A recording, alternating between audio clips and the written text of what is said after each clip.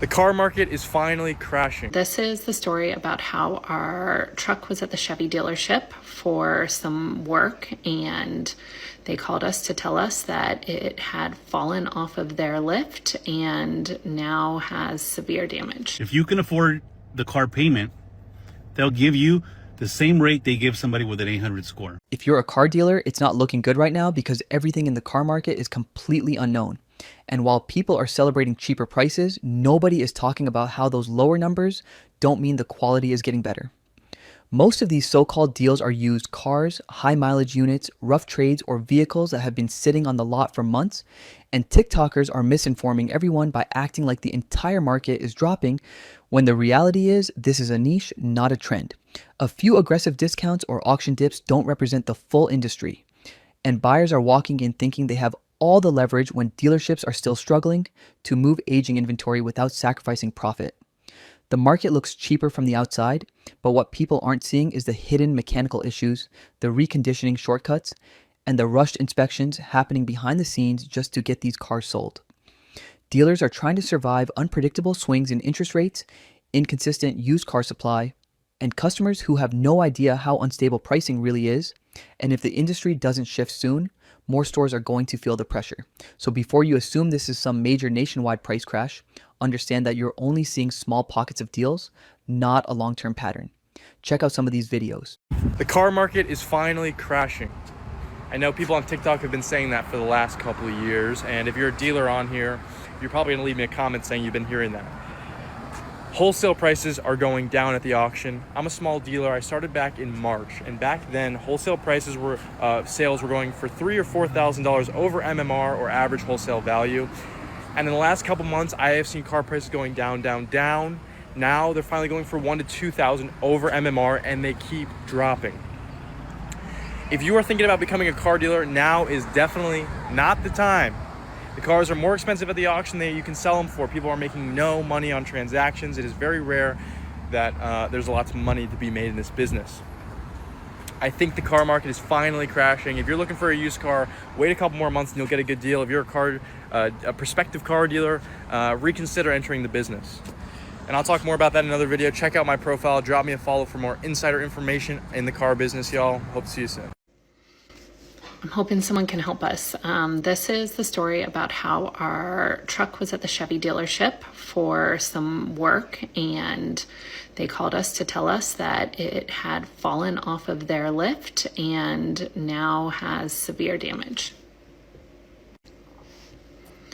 So I haven't really posted on TikTok in a very long time, and I'm not on TikTok a lot, but I'm trying to figure out what to do. I'm really hoping that someone across social media can help us, because we're kind of at a loss of what to do in this situation. It's so unique, and even the insurance companies that we're talking to are like, we've never seen this before. So we purchased a 2020 GMC Sierra 1500 in Florida, brand new in 2020, and we have since moved to North Georgia. And we have had some issues with the truck in the past year. So last year, the truck, we had to take it into the dealership. We have an extended warranty on it. So the only place in our area that would accept our extended warranty was a Chevy dealership in Murphy, North Carolina. So we took it up to them. They ended up replacing our wiring harness on the truck, and we got it back. Took a couple weeks for them to replace it and give it back to us. But we got it back and then really had issues kind of on and off with it.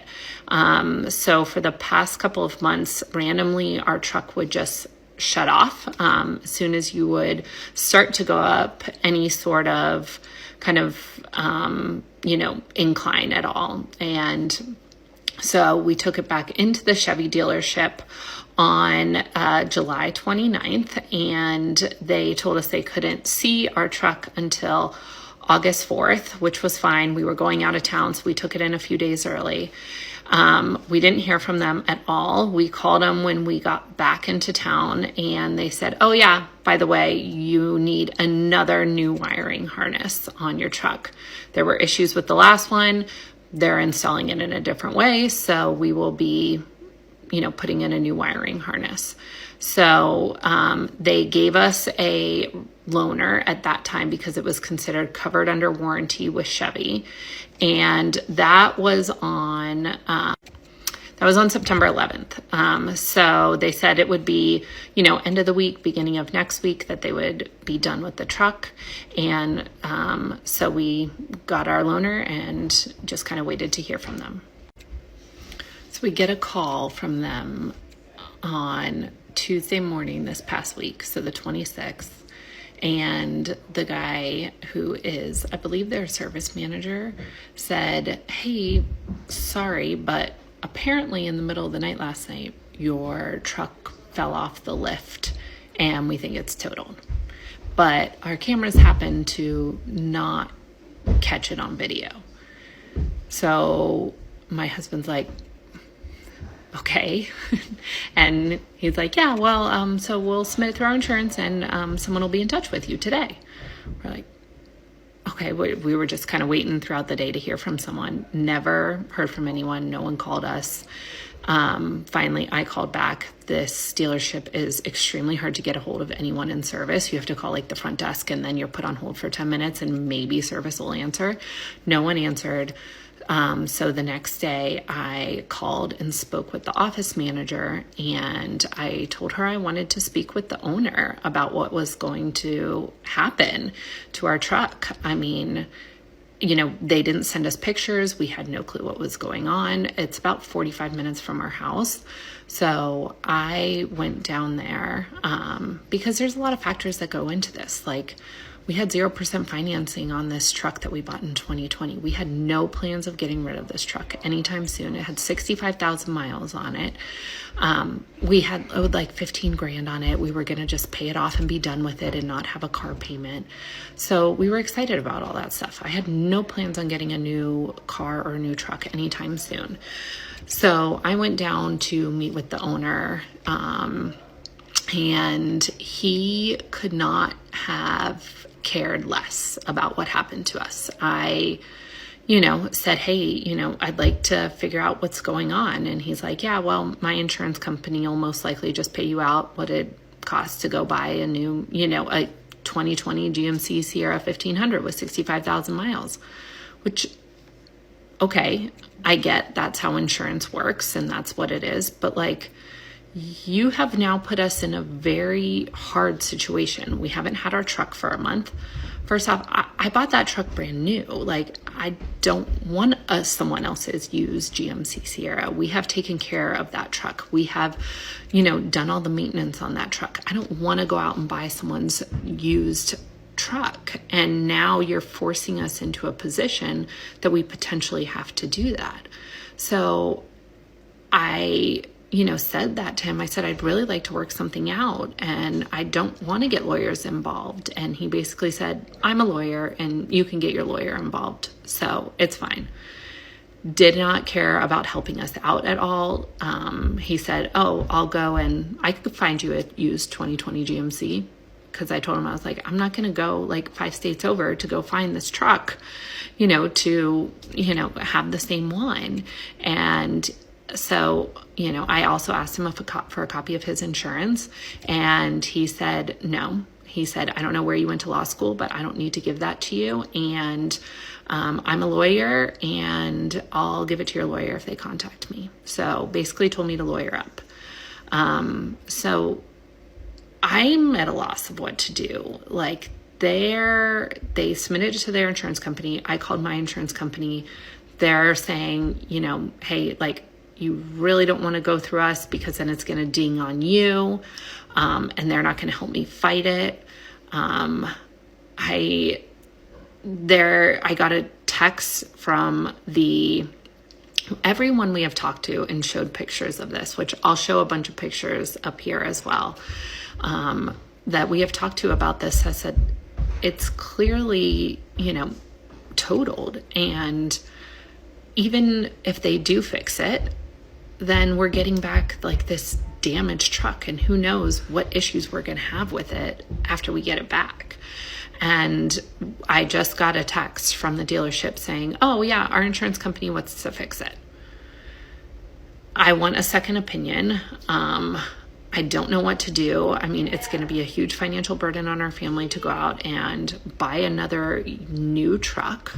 And the owner was so incredibly rude to me. I told my husband, I was like, if you were to have been there, like, you would have punched this guy in the face with how he spoke to me. His service manager was incredibly nice and apologetic for the way the owner acted, but I just couldn't believe, like, you're the one that caused this and damaged our truck and essentially almost totaled our truck, and you don't care at all. And financially, and like the headache that this is causing us, and like everything we're having to go through with this, like, guess I'm looking for some help or advice, or where we could go or what we could do, because I don't want them to fix it. I don't want this damaged truck back that, then, if we go to resell it, it's going to have all this on their Carfax. And what issues, we don't know what we're going to have down the road. So if anyone has any advice, we'd really appreciate it. How do you know the car business is in trouble? Ford is offering the best rate, even if your credit's bad, even if you've had a repo, even if you are late on payments. If you can afford the car payment, they'll give you the same rate they give somebody with an 800 score. And this is being announced by car salesmen for Ford everywhere. The one thing that they're not saying is, what's the price of that F-150? It's only on the F-150. Why? Because there's so many of them on lots and they can't get rid of them. There's a dealership somewhere in the Midwest, maybe in the South, who is trying to return 100% of their new cars. That's a Dodge dealer. If Dodge accepts these cars back, everybody's going to want to return those cars. So Dodge, the manufacturer right now, is saying, fuck no, we ain't taking that shit back. There are currently $1.7 trillion in car loans. The average payment being reported is in the mid 700s now. The average cost of a new car is in the high 40,000s. Corporations in the automotive industry, the manufacturers, they did this to themselves. We're going into the fourth quarter. Deals are going to get way better because they have a lot of cars that are sitting, and every month they're paying interest. It's catching up to them. Repos have never been seen at this level. They compare this to the Great Depression, but how many car manufacturers were there in the Great Depression? How many people, the population? They can't even compare it to the Great Depression because apples to apples, it's not. This is way out of their league. They don't even know what's going to happen. But if a lot of people return the cars, banks lose their asses off. And you know what will happen? They're going to start selling cars to people with repos because they ain't got no other choice. That'll happen.